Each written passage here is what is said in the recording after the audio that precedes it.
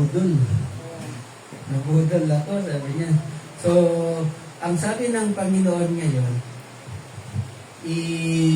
kukuha niya yun, kumbaga, sasabihin niya sa mga Hudyo na ano man yung ginawa mong sumpa, kahit sa langit, sabi niya, hindi sa langit. Bakit? Kasi kahit na hindi mo sasabihin kay Yahweh, saan ba nakatira si Yahweh? Saan ang kanyang trono? Sa langit. Bahagi pa rin si Yahweh sa langit. Sabi niya, hindi na gagamitin yung langit. Yung lupa. Sabi ng Panginoon Diyos, sabi ng Panginoon Jesus, kahit na sa pangalan ng sa lupa. Bakit? Kasi ang earth ay tungtungan ng Diyos. Ibig sabihin, whether langit man yan or lupa, heaven or earth, banal pa rin yan. Bakit? Kasama pa rin ang Diyos yan. Saan bang bahagi ng mundo na hindi kasama ang Diyos? Hindi bahagi ang Diyos. Pati sa buhay natin, bahagi ang Diyos, di ba? Meron pang isa. Sabi niya, huwag ka rin manumpa sa iyong ulo, or ibig sabihin ng huwag kang manumpa sa iyong ulo, tama ba yung pagkasabi kasi dito, ang bagong, sa ang Biblia, huwag mong ipanumpa maging ang inyong ulo. Kasi, pwede ba, kaya mo bang kulayan? Magbabaguhin ng kulay ang buhok mo kahit isa? Sabi ng pastor, opo naman. Di ba mapansin, blonde ako ngayon, pero dati black ito. Di nyo ba alam, pastor? Itong buhok ko ngayon ay meron siyang iba't ibang kulay. Kada guhit meron. Kinover mo lang yung kulay mo, black pa rin yan. Yung pinturang nilagay mo or yung dye na nilagay mo, kinoveran mo lang yung black na buhok mo. Pero pag naalis na yung kulay nun, lalabas pa rin yung tunay na kulay. Black pa rin. So, nakuha nyo yung point. Kaya sabi ng Panginoon, huwag kang manunumpa sa ibang sa ulo mo kasi kaya mo bang kahit isang buhok lang gawin mong puti. Natural na puputi yung buhok mo. Diba? Depende sa edad. Okay, pero hindi natural na puputi yan, wala kang gagawin. Okay? Yung word din na huwag kang susumpa, even sa iyong ulo, ang ibig sabihin yan is, kahit itaya mo pa yung buhay mo. Huwag kang mangangako na, sige, pex man, sumpa man, mamatay man ako. Diba? Yun yung mga word natin mamatay man ako. Sabi ng Panginoon kahit yun. Bakit?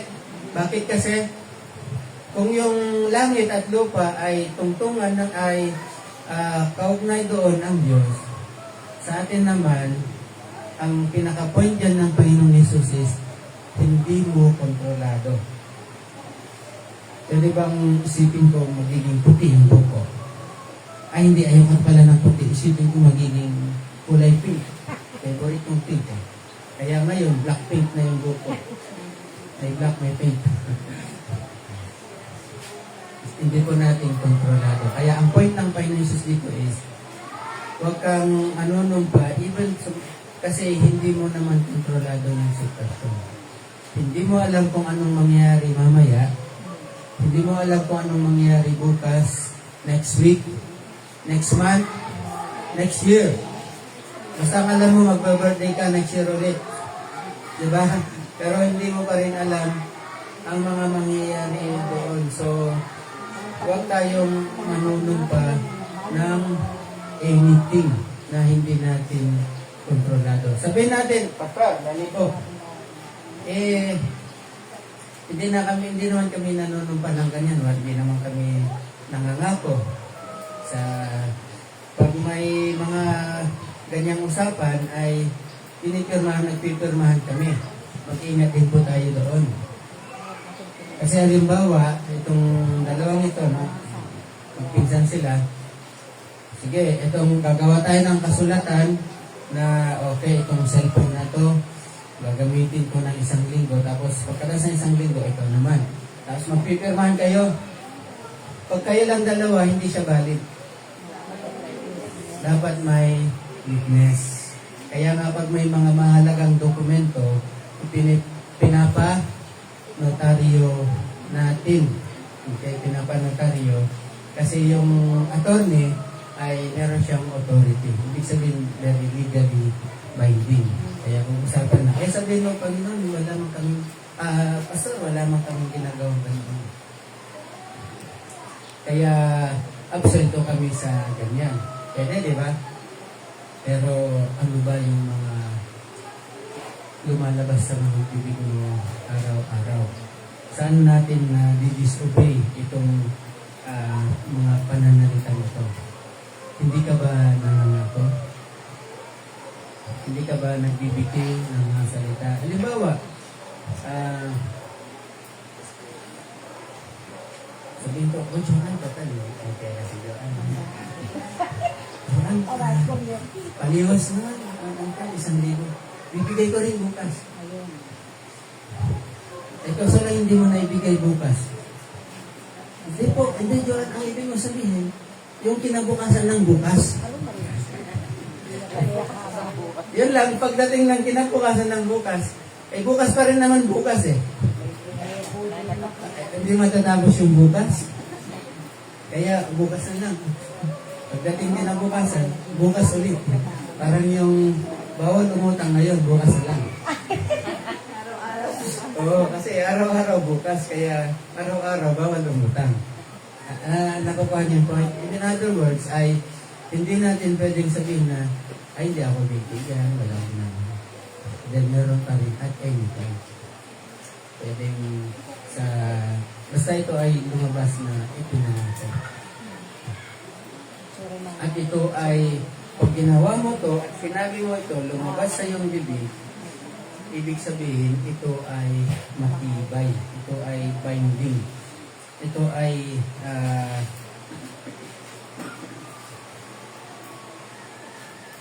ito ay matibay kasi ang saksi mo dyan ay narinig ito ng Panginoon. Kung sabihin na kayo lang gagawa yung nag-uusap. Ano pa yung mga halimbawa na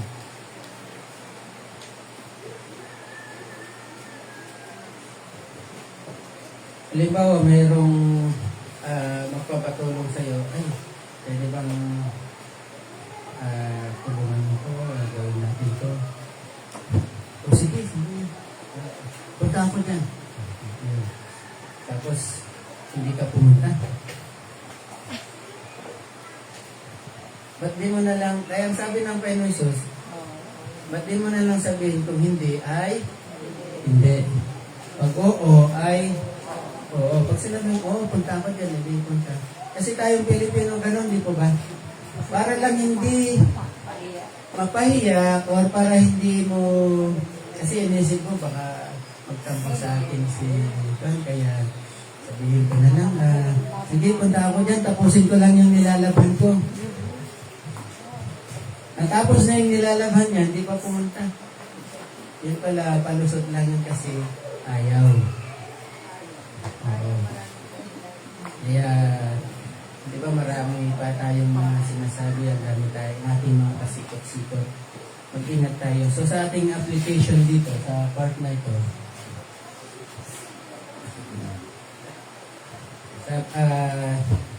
maging tapat tayo, okay?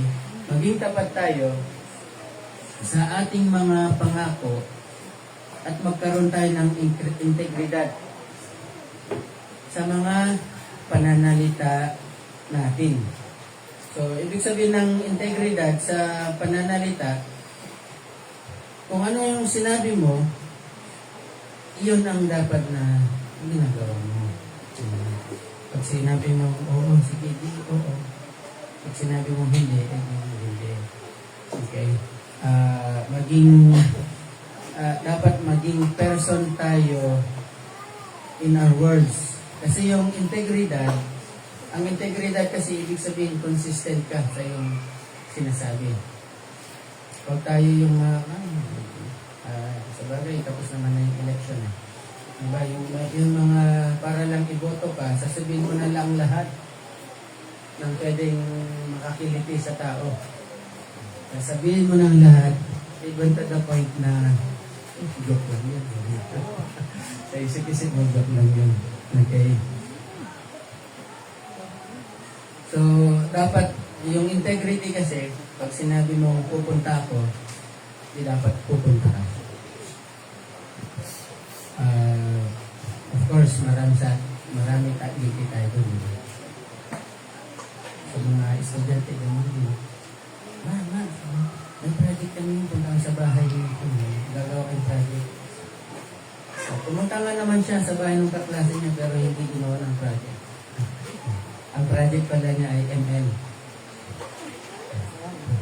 Ano yung ML kasi? Mag-mobile legend kami. Sa amin noon, nung kabataan namin, hindi kabataan. Hindi pala kabataan nila. Counter-Strike. Mama, may project kami. Ano yun? Counter-Strike ko. Bigyan mo ako ng 100. Pag-renta pala sa internet kasi naglalaro ng Counter-Strike. Yun ay mga pananalita na mga dapat natin iniiwasan. Pati sa marriage, take note sa mga may asawa na kayo, hindi o kayo. Ano yung palitan nyo ng salita pag kinasal? So, for better, for worse, for richer, for poorer, in sickness, in health, yun, in death, do us part. Ang ibig sabihin ng till death do us part, hanggang kamatayan.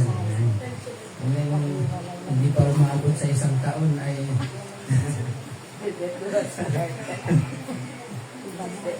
nagbabago na yung nawawalan na even yun, mga salitang yun, ito yun ay oath na dapat pag lumabas ito sa inyong mga bibig, kahit na anong mangyari in between, panghawakan niyo pa rin yung yung mga pangako yun. Meron pang isa. Diba, lahat kayo, sino dito ang hindi pa sumunod sa panalangin ko yung kayo tinatanggap kita bilang Panginoon at tagapagligtas? Sino ang hindi pa? Lahat tayo, diba? Yun ay mga pangako din. Yun ay oath din na magmula ngayon ikaw ng aking Panginoon sa ating buhay. Ang tanong, nangyayari ba yun? Siya ba talaga ang Panginoon natin? Or Sunday lang natin siya Panginoon? Monday to Saturday ay ako muna yung Panginoon. Puta, Sunday ko naman ginawa yun, panalangin din.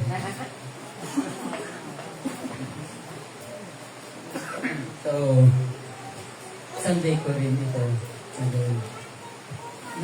Nakita niyo po yung seriousness ng mga lumalabas sa ating bibig, especially may kaugnay sa mga pangako. Binding po lahat ng yan, especially kung ito'y ginagawa mo. Merong lugar ba na hindi naririnig ng Panginoon? Kahit nasaan ka, nandun ang Panginoon. He is everywhere. Okay. So, babantayin natin yung mga lumalabas sa ating bibig. Babantayin natin yung ating mga salita. Dahil kung hindi, magkakaroon ka ng masisira ang iyong reputation. Di ba sa Senado, pag may ini-interview doon, tapos yung sagot, yung tanong niya, yung sagot ay malayo dun sa tanong. Sasabihin ng chairperson, remember, you're under oath. You're under oath. Sumumpa ka. Ibig sabihin mo lang kung ano. To tell the truth and nothing but the truth. Ang meron yan, may Bible pa. Tapos nakatas yung kamay. So, meaning ay nandoon yung highest authority, yung Bible. So, pag hindi mo sinabi yung totoo, yung pangalan mo ang nakataya. Ay, paano ito pa papakinggan ito? Diba? Pansinin nyo yung pan.